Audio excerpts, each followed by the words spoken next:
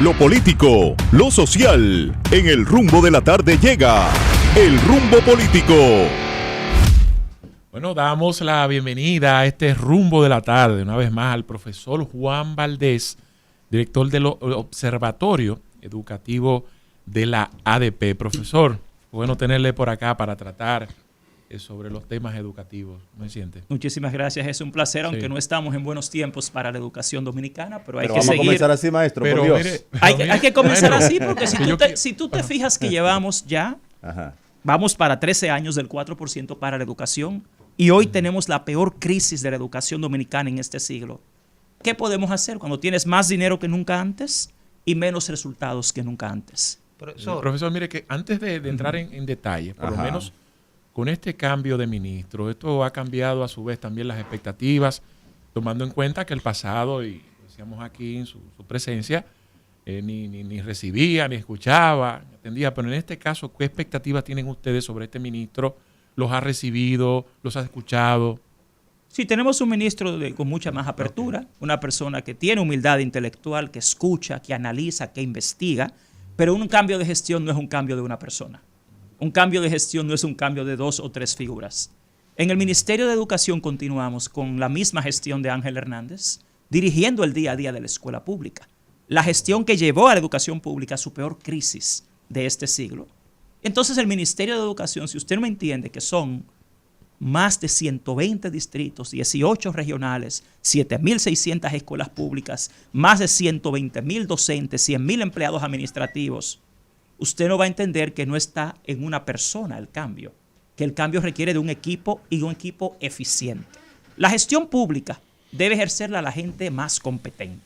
Así como hay un concurso de oposición cuando quieren que un maestro ingrese al sistema, así todos los viceministros, directores, deberían ser las personas más competentes y deben ser sus méritos los que les permitan mantenerse en el puesto. Cuando usted compara las estadísticas educativas de hace 6, 7, 8 años con las de hoy, a pesar de tener más dinero que nunca antes en toda la historia de la educación dominicana, hoy tenemos los peores resultados. Inclusive, hoy usted tiene más de 400,000 niños dominicanos que se quedan fuera de la escuela pública porque no hay cupo. O sea, empezamos este gobierno, porque yo fui el editor del proyecto de educación de este gobierno, y este es mi gobierno, y a mí nadie me puede hablar de qué se planificó y qué se está haciendo hoy.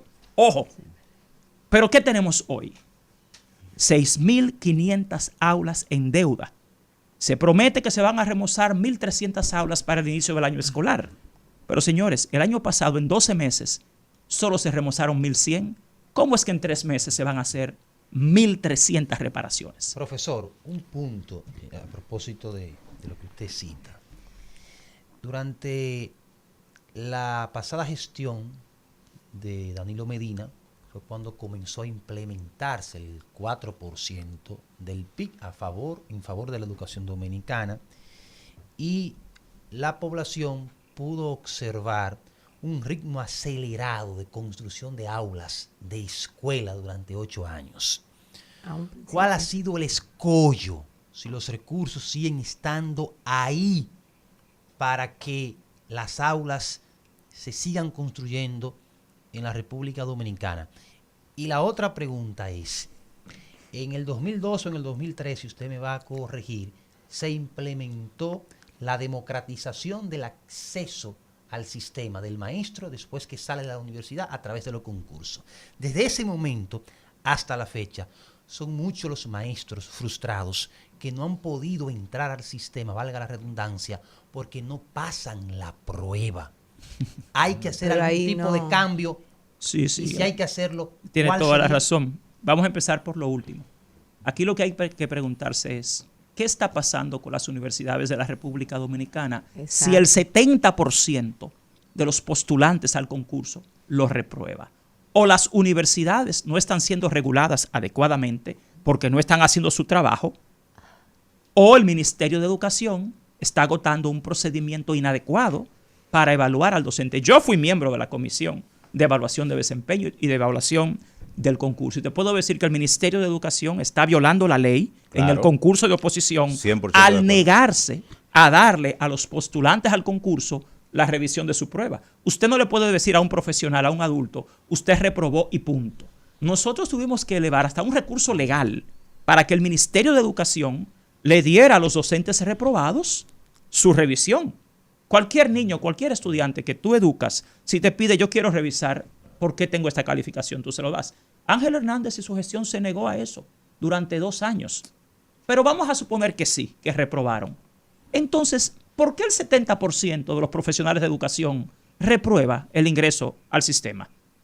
¿Por qué se están pagando miles de millones de pesos a las universidades en contratos sin ningún tipo de licitación? Porque ese es el procedimiento.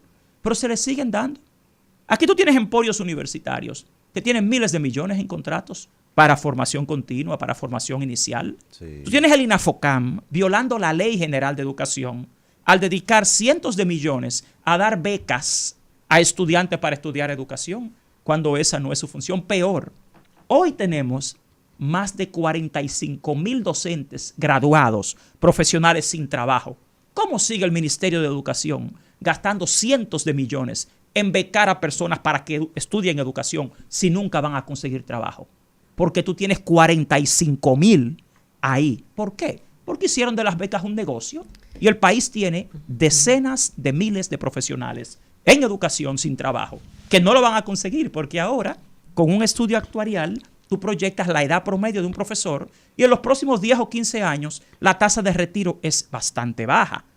Entonces, con lo otro que me preguntabas sobre las aulas, entre 2002 y 2020 se construyeron más de 18,500 aulas. Entre 2020 y 2024 solo se construyeron 3,400. O sea, tú tienes un déficit de más de 6,500 aulas sin ninguna razón porque el presupuesto está ahí.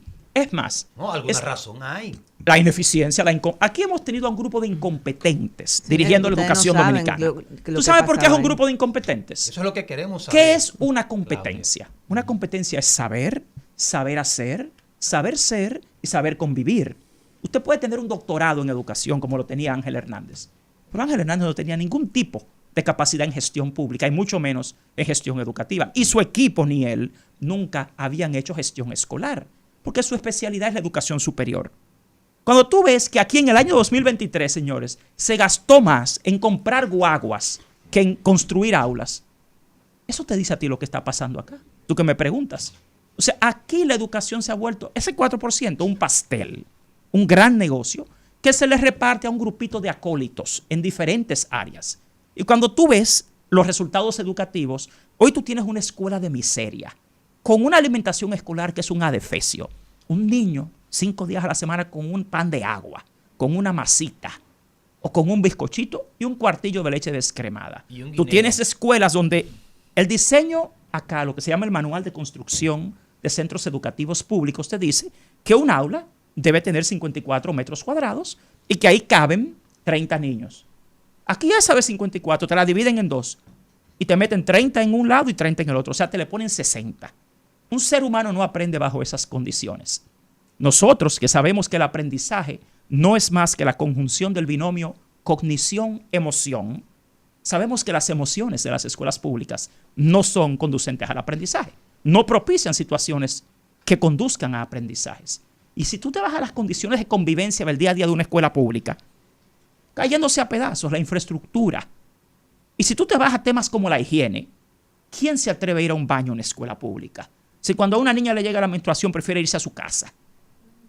¿Cómo tú puedes llamar eso escuela? Yo soy acreditador internacional de centros educativos. Yo dirijo un colegio bilingüe internacional que es el St. Lawrence International School. Y yo te puedo decir como acreditador internacional que las escuelas públicas dominicanas no cumplen ni siquiera con uno de los estándares de lo que es una escuela de verdad. Entonces yo me pregunto, si el Estado tiene tanto dinero, en educación sobre todo, ¿por qué el pueblo dominicano se ha quedado de brazos cruzados viendo como el futuro de este país, esos niños, esas niñas, no van para ningún lado? Los niños no quieren ir a la escuela no es un lugar atractivo. Los docentes ahora se retiran a los 20 años porque no aguantan ese ambiente. Y tú estás en la era del conocimiento, estás en la era digital, estás en la era de la inteligencia artificial. ¿Con quién van a competir esos niños a las escuelas públicas? Esos más de 2 millones de estudiantes. O sea, el futuro de este país lo están arruinando. Y cuando tú sometes a los niños a vivir en esa condición de miseria, se está educando una población dominicana acomplejada, con un complejo de inferioridad, que no va a poder competir con nadie. Cuando tú sales de este país y ves lo que está pasando en la educación fuera de acá, y vuelves acá, como me toca a mí constantemente hacer, tú dices, pero es un plan. ¿Cuál es la idea? ¿Que el pueblo se quede en un círculo de pobreza e ignorancia? Eso es suicidio. Realmente eso es, para mí, es someter a este país premeditadamente a la ruina, a la pobreza. Profesor, Y yo creo que quería es hora hacer de que una el pueblo pregunta. dominicano despierte en esto. Mire, hay cosas que yo veo, y yo que fui parte del Ministerio de Educación por unos años, que yo veo que se hacen con investigación, con temas, se empiezan, pero yo no sé por qué. Es que cuando tú llegas y tú te encuentras algo, yo entiendo que tú puedes decir, bueno, no ha funcionado como yo quiero, déjame evaluarlo, a ver qué yo puedo mejorar. Pero cosas que yo sé que se hicieron mucho esfuerzo, como el perfil del nuevo docente, como la resolución para mejorar la formación en las universidades, yo las reclamo en el sentido de que cómo va a ser posible que se haga una resolución a través del Ministerio de Educación Superior para que la formación del docente desde su inicio sea más elevada, en cuestión de que incluso se rompiera el paradigma de que un docente fuera matemático, mención docente y no al revés, entre una serie de cosas. Y ahora que nos gobiernan personas que tienen que ver con la educación superior, no tengan la humildad intelectual de decir, caramba, hay cosas que uno no sabe y uno se acuña de expertos que están en el ministerio, que han echado su vida ahí adentro, porque ahí hay técnicos docentes que son de múltiples partidos y que se han echado su vida allá adentro. Entonces, quizás esa situación de codicia, del quítate tú para ponerme yo, del buscar y engancharse en lo malo, a mí me da mucho miedo. El lo malo, 4%, Claudia Rita, es un botín.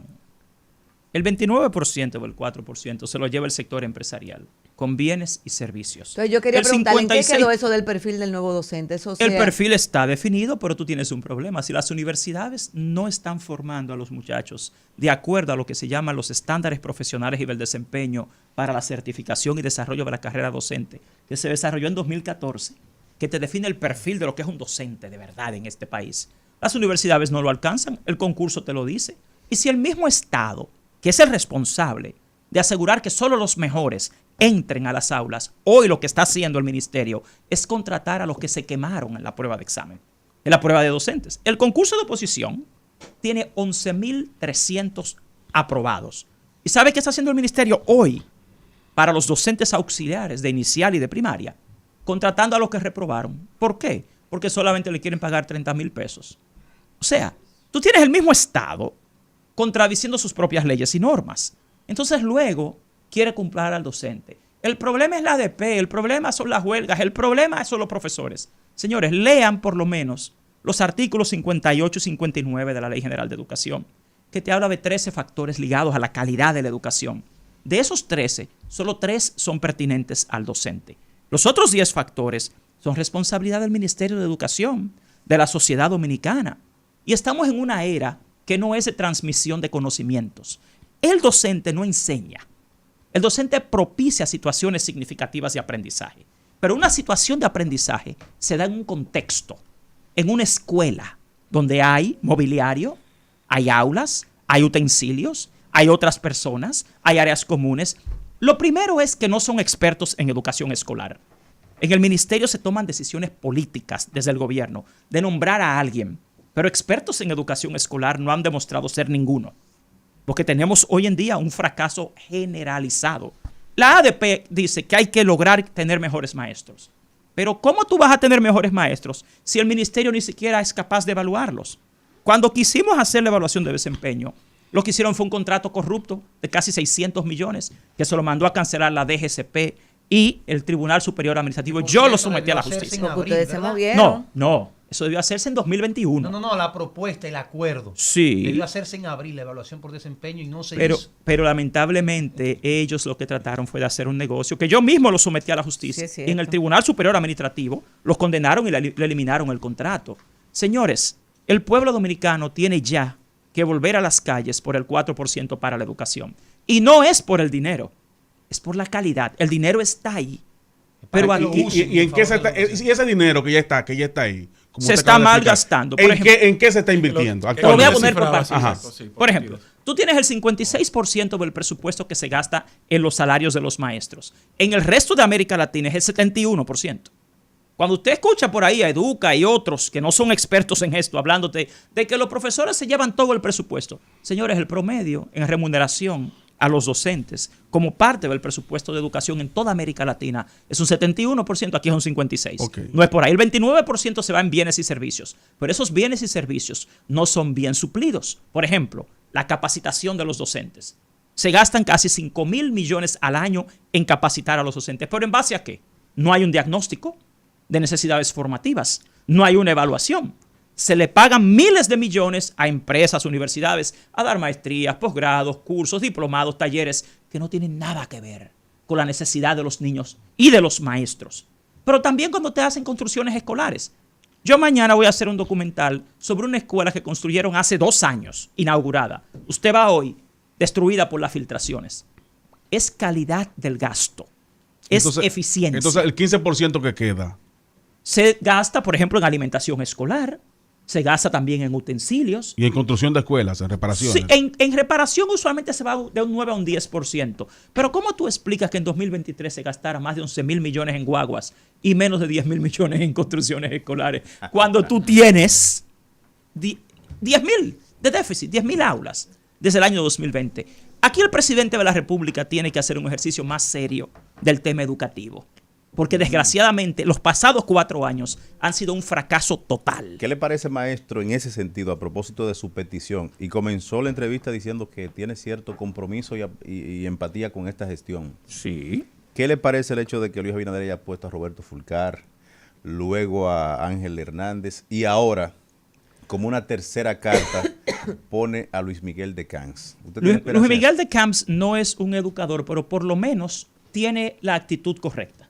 Insisto en decirte que tiene la humildad intelectual necesaria para escuchar a los expertos. Pero Luis Miguel de Camps tiene una camisa de fuerza. Señor presidente, un ministro solo no va a lograr nada. Usted no hace nada, señor presidente, con poner a Luis Miguel de Camps y dejarle a todo el equipo de Ángel Hernández ahí, que fue la que llevó a la educación dominicana al fracaso, al mismo círculo que estuvo involucrado en todo esto.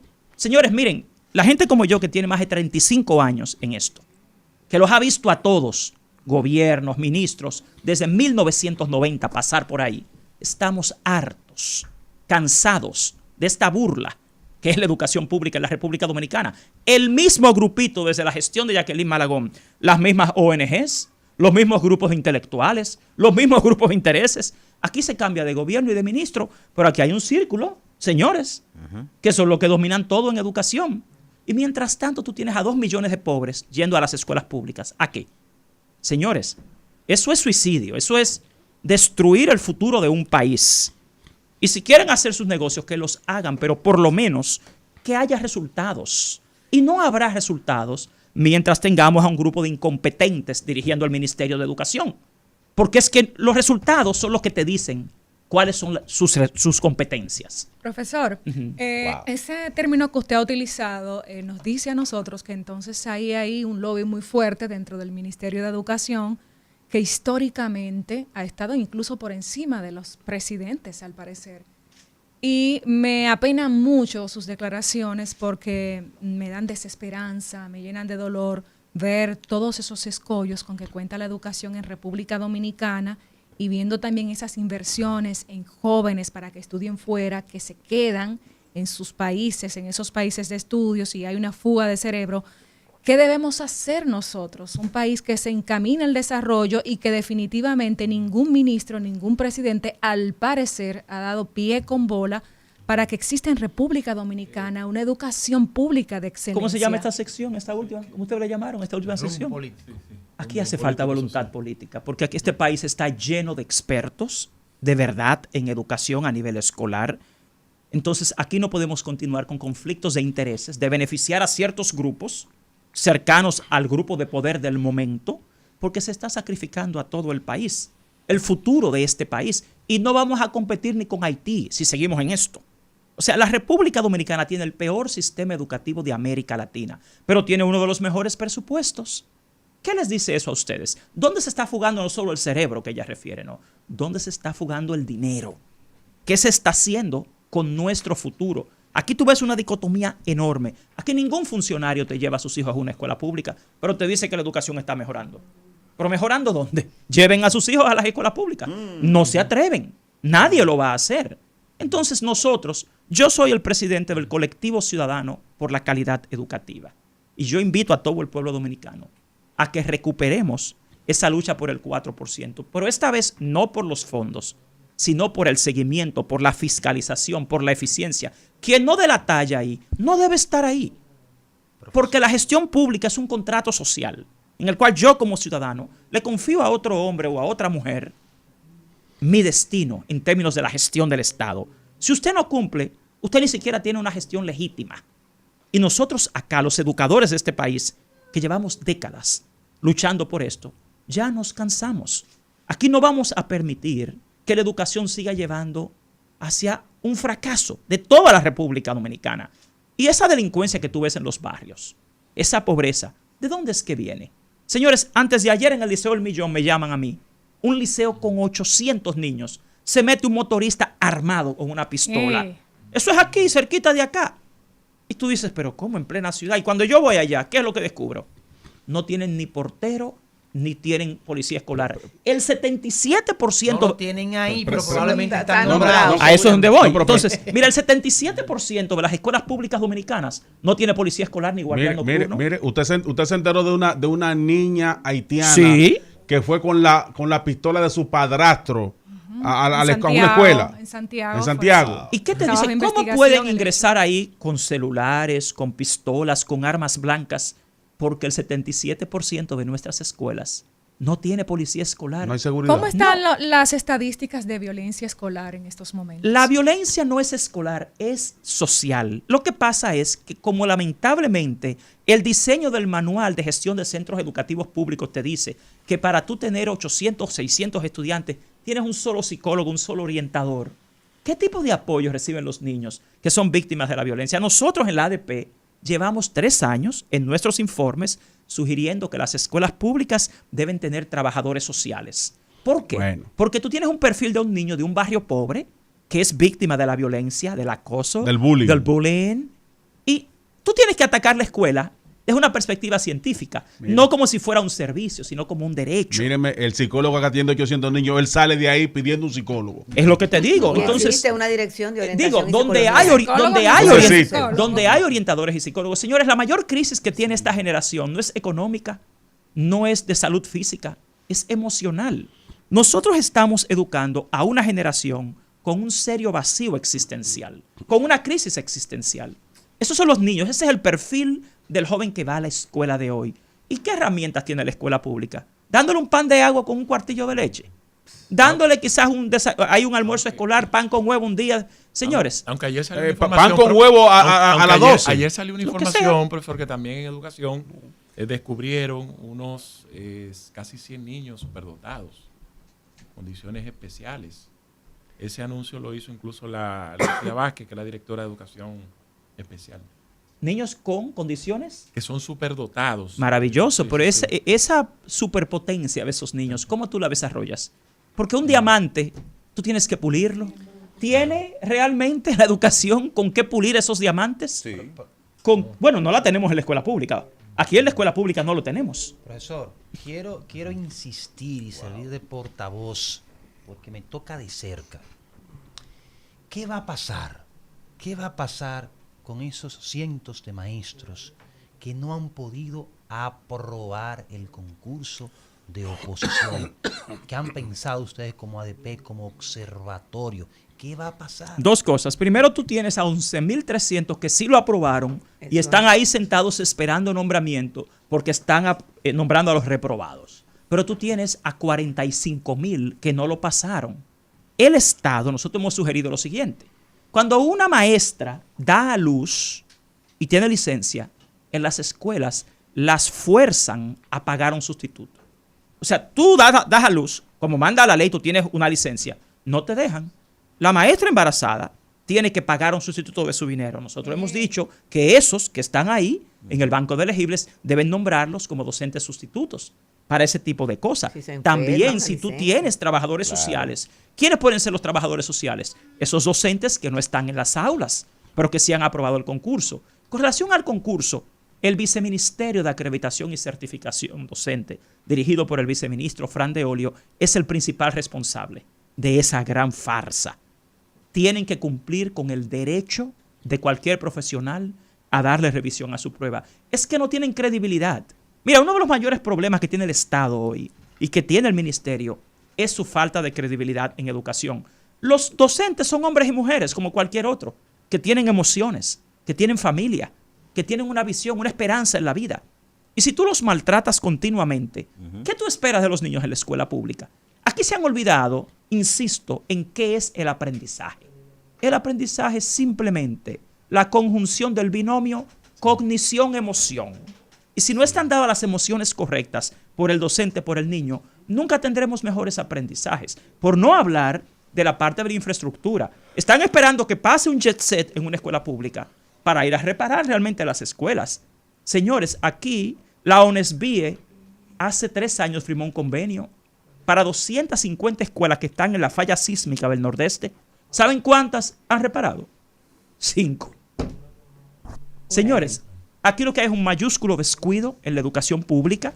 Y yo insisto al pueblo dominicano en que ha llegado la hora de salir a las calles a exigir un compromiso real por la educación. No ir al Consejo Económico y Social, como vengo yo ahora, de la Comisión del Pacto por la Educación, que van y te llevan un informe y te dan 20.000 estadísticas falsas y te dicen que estamos haciendo programas, que estamos en proceso.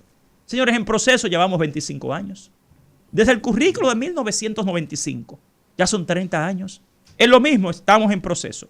Aquí deben haber consecuencias penales para todo el que viole la Ley General de Educación. Bueno, gracias al profesor Juan Valdés, además por estar en este ¿Cómo no? rumbo Claro que de sí. la tarde. Dale, Álvaro.